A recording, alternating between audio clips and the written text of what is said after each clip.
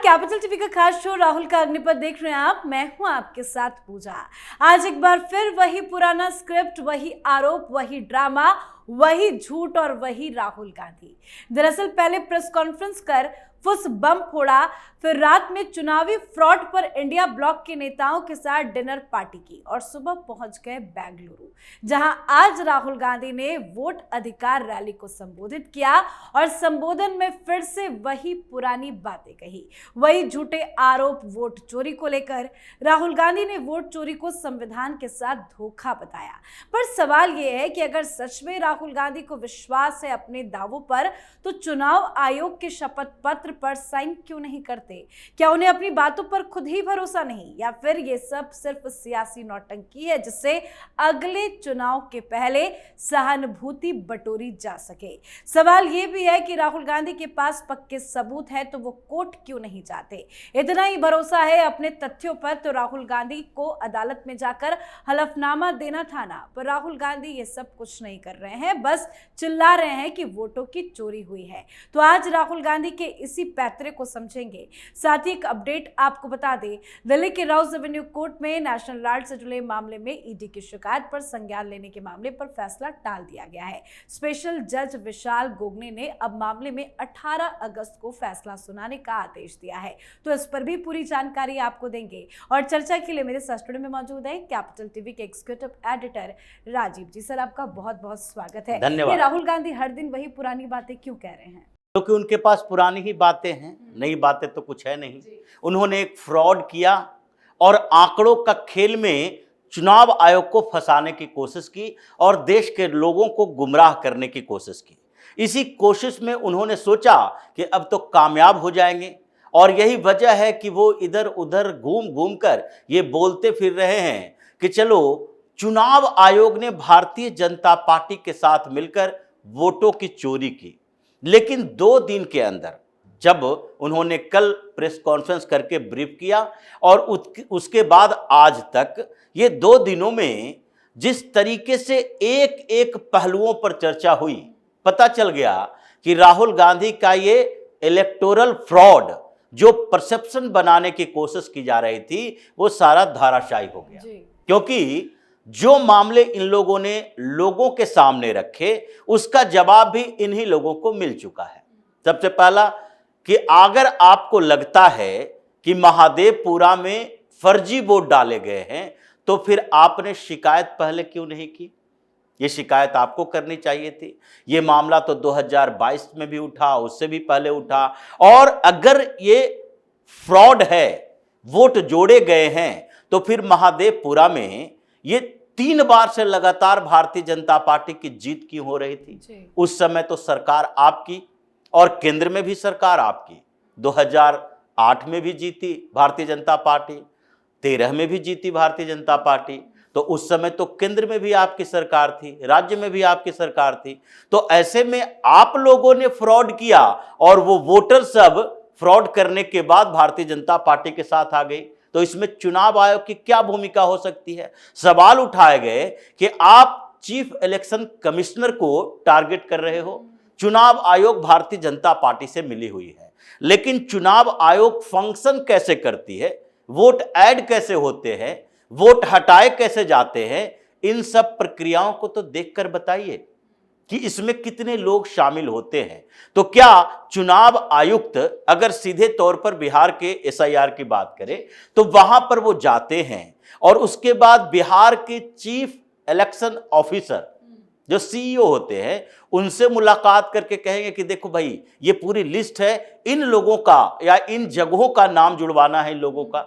उसके बाद बिहार के जो चीफ इलेक्शन ऑफिसर होंगे वो फिर अपने डिस्ट्रिक्ट में, हर डिस्ट्रिक्ट के डिस्ट्रिक्ट मजिस्ट्रेट जो डिस्ट्रिक्ट के इलेक्शन ऑफिसर होते हैं उनको ये सूचना देंगे और फिर उसके बाद वो ब्लॉक में सूचना देंगे और ब्लॉक के बाद जो ब्लॉक का अधिकारी है वो फिर कर्मचारी को देगा और फिर एक एक बूथ पर जो बूथ लेवल ऑफिसर बीएलओ नियुक्त होता है उनको ये सूचना दी जाएगी।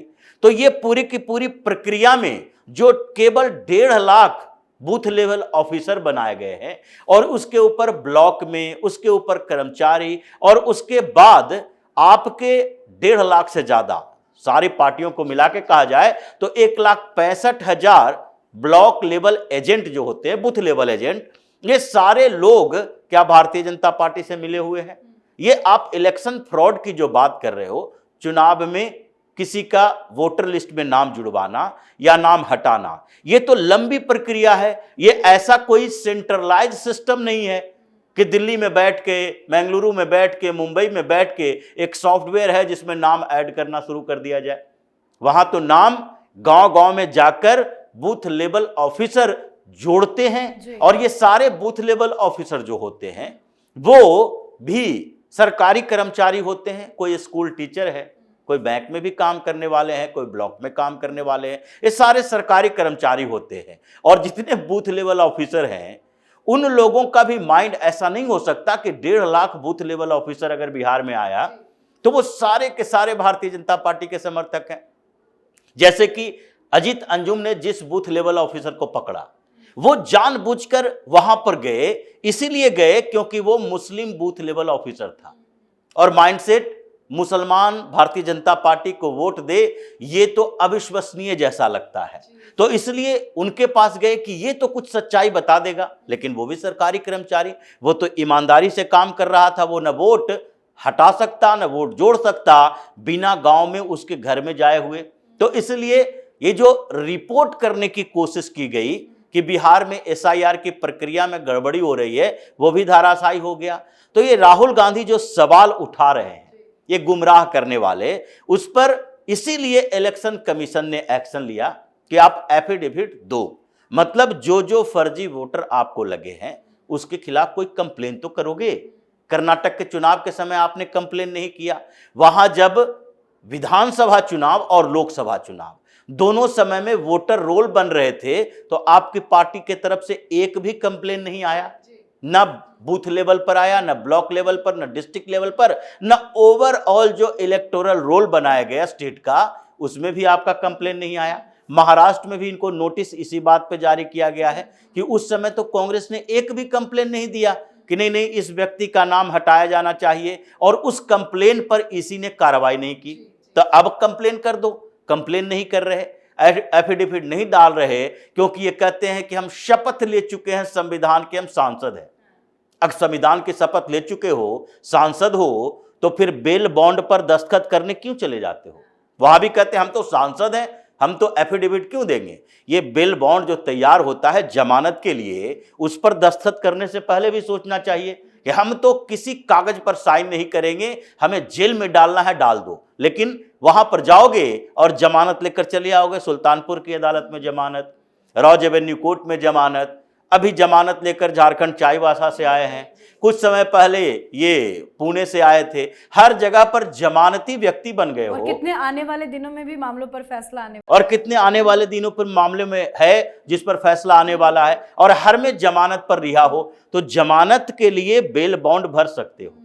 लेकिन यहां चुनाव आयोग एक कंप्लेन की बात कर रही है कि आप सारे वोटर लिस्ट लाओ और उसमें कंप्लेन करो और उसमें अपना दस्तखत करो। मतलब शिकायतकर्ता का नाम राहुल गांधी होना चाहिए और फिर हम एक्शन लेकर दिखाते हैं। तो इसलिए इनका परसेप्शन पूरी तरह से फेल हो गया। और कर्नाटक में ये दबोचे जा चुके हैं, धरे जा चुके हैं कि देखो कर्नाटक आए क्यों, क्योंकि मैंगलोर सेंट्रल की बात हमने उठाई दिल्ली में जाकर प्रेस कॉन्फ्रेंस में, तो कर्नाटक से इसकी शुरुआत करते हैं। और इसलिए परेशानियां राहुल गांधी की अभी शुरू हुई है इलेक्शन कमीशन के इस नोटिस से, अभी तो और आगे बढ़ेगी। परेशानी तो सर एक और है जिसपे भी जमानत पे बाहर है, नेशनल हेराल्ड का मसला, उसको लेकर आज कोर्ट में क्या कुछ हुआ? देखिए, कोर्ट में अभी कंफ्यूजन चल रहा है इस बात को लेकर।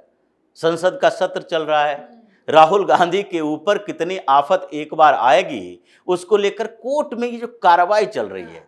ईडी ने अपनी दलील रख दी, इनके तरफ से अपनी दलील रखी जा चुकी है, चार्जशीट सामने पड़ा हुआ है, और अब एक फैसला लेना है कि ये संज्ञान लिया जा सकता है इस चार्जशीट पर कि नहीं। अगर आपको लगता है कि अभिषेक मनु सिंघवी की दलील सही है, इनके वकीलों की दलील सही है, तो आप चार्जशीट पर संज्ञान मत लीजिए, फिर दूसरा सप्लीमेंट्री चार्जशीट दायर की जाएगी। लेकिन फिर भी ये चार्जशीट पर संज्ञान लेने में कंफ्यूज नजर आ रहे हैं, क्योंकि इनके ऊपर भी लगता है कहीं न कहीं से प्रेशर है कि इस मामले को थोड़ा टालते रहो और उसके बाद जब संज्ञान लेना ही है तो ऐसे समय में लिया जाए जब राहुल गांधी के लिए ये अनुकूल परिस्थितियां रहे कि ये हंगामा, धरना, प्रदर्शन जो चल रहा है उसका पेस कमजोर हो और उस समय कोई फैसला लिया जा सकता है। ये बार बार जो टाल रहे हैं, दूसरी बार टाला गया है। अब आगे देखते हैं, 18 अगस्त की बात है तो उस समय फैसला होता है कि नहीं। लेकिन इससे भी बड़ी परेशानी हुई कि डिनर पार्टी। जी हाँ, वही उसी पे मैं आने वाली थी सर कि कल जो डिनर पार्टी हुई है उसमें बताया जा रहा है कि एक सहमति बनी है कि 11 अगस्त को ये सारे लोग मिलकर नेता विरोध मार्च निकालेंगे। क्या राहुल गांधी की बातों पे सहमत थे सारे विपक्ष के नेता? देखिए, इसके लिए सहमति की कोई जरूरत नहीं थी कि मार्च निकालेंगे, सब लोग जाएंगे, क्योंकि इस मुद्दे पर अभी भी तो पार्लियामेंट के अंदर सब लोग तख्ती लेकर खड़े हैं। तो इसमें सहमति इनकी नहीं है, राहुल गांधी पर सहमति नहीं थी। ये तो ममता बनर्जी भी चाह रही हैं, तेजस्वी भी चाह रहे हैं, ये दूसरे नेता भी चाह रहे हैं कि चलो भाई इस पर हम चुनाव आयोग के खिलाफ अभियान चलाएं, तो वो चलाएंगे। लेकिन सबसे ज्यादा बेवकूफ बनाया शरद पवार ने। प्रेजेंटेशन वहां भी ये दे रहे थे, इंटेलेक्चुअल बनने की कोशिश कर रहे थे। तो शरद पवार ने कहा हाँ बहुत बढ़िया चीज है, और इस बात को लेकर आपको हर जिला तक पहुंचना चाहिए। हर जिला में ऐसे ही सेमिनार करो और पूरे देश में अलग अलग, अब ये 700-800 जिलों में जाकर सेमिनार करिए और अभियान चलाइए चुनाव आयोग के खिलाफ डिस्ट्रिक्ट वाइज। राहुल गांधी एक परफेक्ट व्यक्ति हैं इसके लिए। हम लोग बैठकर देखेंगे, तुम जाकर अब भारत भ्रमण करो, अलग अलग जिलों में सेमिनार करो। सारी पार्टी के लीडर, यानी लगभग 25 पार्टी के 45 से 50 नेता आए थे, जिसमें से सबसे ज्यादा तो कांग्रेसी ही थे। उसके बाद एक एक दो अलग अलग पार्टियों के CPM, CPI, CPML, उसके बाद ये फारूक अब्दुल्ला और महबूबा मुफ्ती भी पहुंचे थे। तो फारूक अब्दुल्ला केवल और केवल एक ही बात किए कि हमें पूर्ण राज का दर्जा के लिए आप लोगों से समर्थन चाहिए। उनको एक ऐसा प्लेटफॉर्म चाहिए था राहुल गांधी के घर पर जहां पर सारे नेता विपक्ष के मिले उनसे। और CPM वालों ने डी राजा पहुंचे थे, उन्होंने भी सीधे तौर पर कहा कि भाई इलेक्शन कमीशन के SIR पर तो चलो थोड़ी सहमति है, लेकिन राहुल गांधी ये समझ लें कि SIR पर कल होकर केरल के अंदर ये न कहना शुरू कर दें कि वामपंथियों ने वोट जुड़वाए हैं। जैसे पिछली बार कह दिया कि हम वामपंथी पार्टियां यानी कि लेफ्ट और RSS दोनों के विचारधारा से लड़ रहे हैं, पार्टी से नहीं, विचारधारा इनकी ही गलत है। तो ये आपस में कंफ्यूज रहे। उपराष्ट्रपति के चुनाव की बात हुई, कहा कि अभी इस पर चर्चा नहीं होगी, सहमति हम लोग आगे बनाएंगे, पहले देखते हैं कि PM मोदी कौन से कैंडिडेट को आगे बढ़ाते हैं। एक कैंडिडेट पर टिके हुए हैं कि अगर जिस दिन प्रधानमंत्री मोदी और JP नड्डा की मीटिंग होने वाली है, ये डिसाइड करेंगे, इनके कैंडिडेट के आधार पर हम कैंडिडेट के बारे में सोचेंगे। अगर कोई दलित, अगर कोई महिला, अगर कोई ट्राइबल कम्युनिटी के, अगर कोई वैसे चेहरा सामने आया तो उसके बाद हम लोगों को उतारने की जरूरत नहीं है, हम उसका इंतजार करते हैं। मतलब ये पूरा का पूरा डिनर पार्टी जो रहा उसमें एक और बड़ी समस्या रही, और वो है व्यंजन को लेकर।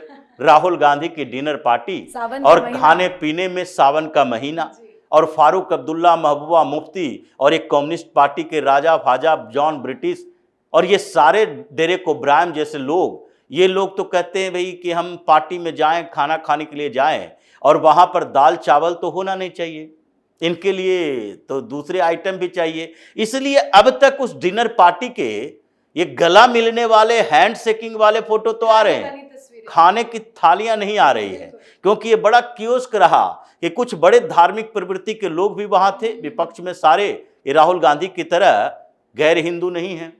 और वहां पर कुछ ऐसे भी लोग थे जिनको सावन भादो आसिन कार्तिक नहीं पता चलता, उनको तो एक ही चीज चाहिए, गिद्ध की तरह दृष्टि रहती है कि खाने के टेबल पर अगर हमारी पसंदीदा चीजें नहीं है तो फिर उसको टच नहीं करेंगे। ये बड़ा वो डिनर पार्टी में हाथ मिलाने, गला मिलाने के बाद खाने के टेबल पर बड़ा अनकंफर्टेबल सिचुएशन राहुल गांधी के लिए भी रहा। बिल्कुल सर, बहुत बहुत धन्यवाद सर समझाने के लिए। धन्यवाद। तो नेशनल अलर्ट के मामले में राहुल गांधी को कोई राहत नहीं मिली है, पर वोट चोरी के आरोपों पर भी अब कोई राहत राहुल गांधी को मिलती तो नजर नहीं आ रही है। पर जिस तरह से राहुल लगातार चुनाव आयोग पर आरोप लगा रहे हैं, उससे वो ना खुद को बचा पाएंगे, ना विपक्ष को इकट्ठा कर पाएंगे, और चुनाव आयोग जल्द ही कुछ बड़ा फैसला भी राहुल गांधी के खिलाफ ले सकता है। तो आपकी क्या कुछ राय है, कमेंट करके लिखिएगा। देखते रहिए कैपिटल TV। नमस्कार।